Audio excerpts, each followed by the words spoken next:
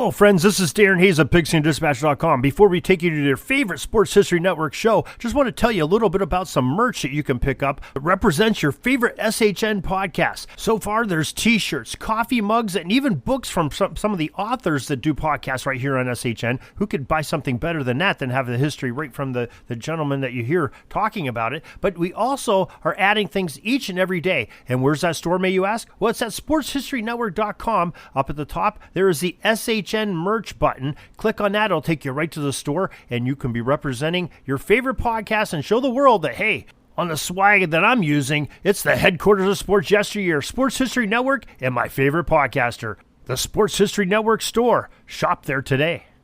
Now it's time to take a sports break, a look at sports history on a daily basis.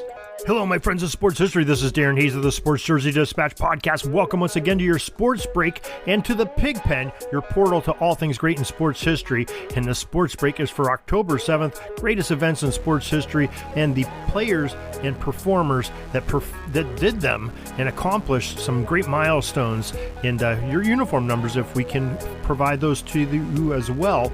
And we have some great numbers we're going to talk about. But before we do, just want to make sure you know that we have a Twitter account at Pigskin Dispatch. It's the Pig Pen Sports, so it represents both Pigskin Dispatch and the Sports Jersey Dispatch podcast and website. So make sure you check out those. We also have OrvilleMulligan.com to find out the latest and greatest that's going on with that great audio drama, Orville Mulligan. Now let's get to those uniform numbers for October 2nd. They are 14, 11, 35, 60, number 21, 32, 45, 17, 26, 7, and 8. Number 62, 12, 50, and 10, 33, 16, 37, number 77, 21, 12, and number 23. Quite a lot to get to, quite a lot of great football and baseball history, as well as a little bit of hockey mixed in. So let's get to October 2nd, 1904. The White Sox of Chicago, left-hander Doc White's streak of 45 consecutive Major League Baseball scoreless innings is snapped by the New York Highlanders in Chicago. The White Sox won the game, though, 7-1 at Southside Park in Illinois. October 2nd, 1908, the Cleveland Naps and future Baseball Hall of Fame pitcher Addie Joss hurled a classic perfect game, beating Ed Walsh, who pitched a gem of a game himself, and the Chicago White Sox for a 1-0 Cleveland Naps victory. October 2nd, 1916, pitching in his third start in 5 days, not much rest for this Philadelphia Phillies right-hander, Grover Cleveland Alexander, while he recorded his 20th century Major League Baseball record, a 16th shutout of the year in a 2-0 win versus the Boston Braves. October 2nd, 1921, the Chicago White Sox backstop Ray Schoch became the first and only Major League Baseball catcher to make a putout at all of the bases as the White Sox defeated the Indians 7-4 on that day in 21. But that same day, the New York Yankees outfielders Babe Ruth hit a then-record 59th home run in a 7-6 victory over his former club, the Boston Red Sox, at the Polo Grounds in New York City. October 2nd, 1938, future Baseball Hall of Fame pitcher Bob Feller, number 14, struck out a record 18 Detroit Tigers, and his Cleveland Indians, though, still lost the game 4-1 at Cleveland Stadium. October 2nd, 1938, the New York Yankees pitcher, number 11, Lefty Gomez, defeated the Chicago Cubs 6-3 in Game 2 at Wrigley Field and set a new World Series wins of 6 without a loss. October 2nd, 1947, New York Yankees catcher Yogi Berra, number 35 on his jersey, hit the first pinch hit home run in baseball World Series history off of Ralph Branca in the 7th inning of a 9-8 loss to the Brooklyn Dodgers in Game 3 of the big series. October 2nd, 1950, Bob Shaw, wearing number 60 of the Chicago Cardinals, set an NFL record with 5 touchdown receptions in a 55-13 victory over the Baltimore Colts. Cardinals quarterback number 21, Jim Hardy, well, he tossed 6 touchdown passes in that game, a couple of them to Shaw. October 2nd, 1963, the Los Angeles Dodgers' Sandy Koufax, wearing the number 32, struck out a World Series record of 15 New York Yankees batters in Game 1 of the Baseball World Series at Yankee Stadium. The Dodgers went on to win 5-2 and sweep the series 4-0 to become champions. October 2nd, 1964, Philadelphia's Alex Johnson, wearing number 26, to Bobby Wine, number 7, to Tony Taylor, number 8, to Vic Power, number 62, became the combination that made the Phillies the third triple play of the season, tying a Major League Baseball record in a 4-3 victory over the Cincinnati Reds. October 2nd, 1966, the Los Angeles Dodgers pitcher Sandy Koufax, number 32, won his 27th game of the season. It was a 6-3 win over the Philadelphia Phillies and clinched the Dodgers' third National League pennant in 4 seasons. 1968 on October 2nd, for the first time in Major League Baseball history, that soon-to-be-named MVPs opposed each other in World Series play. The Cardinals had Bob Gibson on the mound, number 45, and he faced the Detroit Tigers hurler, number 17, Denny McLain, while the St. Louis pitcher Gibson established a new Baseball World Series mark by striking out 17 batters as the Cardinals defeated Detroit 4-0 in Game 1 of the Fall Classic. October 2nd, 1974, you couldn't ask for a better curtain call. Future Baseball Hall of Fame right fielder Hank Aaron, number 44 on his jersey, hit his final home run as a member of the Atlanta Braves in a 13-0 drubbing of the Cincinnati Reds. This was Aaron's 733rd career home run on his last National League at-bat. What a way to go out. October 2nd, 1977, the Los Angeles Dodgers lineup had some active bats in the season of 77. First of all, Dusty Baker, number 12, hit his 30th home run of the season against the Astros, number 50, J.R. Richard. And the Dodgers became the first team in Major League Baseball history to have 4 players hit 30 or more home runs. Baker joined teammates Steve Garvey, wearing number 6. He had 33 home runs that year. Reggie Smith, number 8, 32 home runs on his canter, and Ron Say, number 10, had 30 balls jacked over the outfield fences in his season, and Dodgers had a very good season.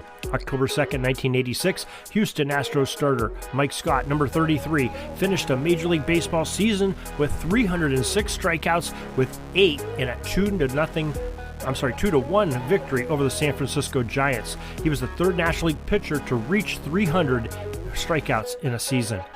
October 2nd, 1986, the New York Mets' Dwight Gooden, number 16, was the first pitcher to collect 200 strikeouts in each of his first 3 seasons when he recorded 7 in an 8-2 victory over the Pittsburgh Pirates that day. October 2nd, 1999, number 21 in the nation, University of Alabama football team beats number 3 Florida 40-39 in a very good overtime game, very exciting. And it snapped the Gators' 30-game home winning streak, and future Seattle Seahawks running back number 37 in that game, Sean Alexander, crossed the goal line for 4 touchdowns for the Crimson Tide. October 2nd, 1999, Boston's Ray Bork, number 77, became the highest goal-scoring defenseman in NHL history. His 386th career goal in the Bruins' 3-1 victory over the Carolina Hurricanes moved him one ahead of Paul Coffey, who also wore number 77 for many seasons. October 2nd, 2001, Chicago Cubs outfielder Sammy Sosa, number 21, became the first player in Major League Baseball history to hit a total of 60 home runs in 3 seasons. The Chicago Slugger connected off of Red starter Lance Davis to reach the milestone in a 5-4 Cubs loss. The Reds won that game. October 2nd, 2004, Jeff Kent, number 12, became the all-time home run leader for Major League Baseball's second baseman when he hit 2 in the Astros' 9-3 victory over the Colorado Rockies. He hit 302 home runs overall. That was a number that broke number 23, Ryne Sandberg's Major League leading established record back in 1997. And 2 great players here, Jeff Kent and Ryne Sandberg. So that is your sports history for today. That's your sports break. Hope you enjoyed this little bit of football, baseball, and hockey history, and hope you come back for more each and every day. We are the leader in trying to bring you all kinds of different sports, and member of Sports History Network. And don't forget, go to PigskinDispatch.com and JerseyDispatch.com for more. Till tomorrow, everybody, have a great sports history day. This penalty kill is almost over. I got to get back out on the ice. But thanks again for joining us for another great edition of Sports Jersey Dispatch Podcast. We'll see you tomorrow. We invite you to check out our websites, jerseydispatch.com and pigskindispatch.com. Not only see the daily sports history, but to experience the preservation of great events and people that play the games. Find us on Pigskin Dispatch. It's also on social media outlets of Facebook, Twitter, Instagram, and don't forget the Pigskin Dispatch YouTube channel to get all your daily sports history. Pigskin Dispatch is happy to be associated with the Sports History Network, the sports headquarters of yesteryear, found at sportshistorynetwork.com. This podcast is part of the Sports History Network, your headquarters for the yesteryear of your favorite sport. You can learn more at sportshistorynetwork.com.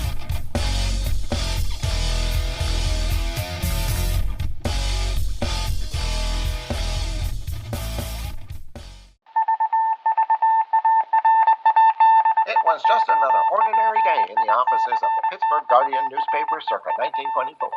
But for Marla Delft, assistant editor, everything was about to change. For she was about to discover the awesome attractiveness of Row 1 brand retro sports paraphernalia items thanks to Orville Mulligan, sports writer. And there it is. Wow, Orville, that's really the bee's knees. Isn't it just? A poster-sized replica of the actual 1909 World Series program cover. I can see that. But where did you get it? And where'd you get it framed? I ordered it from the Row 1 website, where over 6,000 items of sports memorabilia from the 1880s to the 1990s are available for reproduction, in multiple sizes and in several different materials, with over a dozen styles of frame to choose from for prints like this. Well, I'm sure Mr. Delft would love to put up more of these in the office. But I'm equally as sure they're beyond this newspaper's budget. Not at all, my dear Marla. See for yourself. Go to sportshistorynetwork.com/row1. sportshistorynetwork.com/row1. Oh my, these are good prices. Oh, and look at this stuff. Oklahoma-Nebraska football, college basketball art, Michael Jordan items. And so retro it was that sports Marla Delft advertisement discovered the placards. splendiferous magic of Row 1 sports memorabilia, arts, and prints. You can too by visiting sportshistorynetwork.com/row1. That's ROW1 today for access to the full Row 1 catalog of gallery prints and gifts like t-shirts, long-sleeve shirts, telephone cases, coffee mugs, blankets, pillows, towels, and even shower curtains. Act today for 15% discount off all prints with coupon code SHN15 and 20% off all other items with coupon code SHN20 at checkout.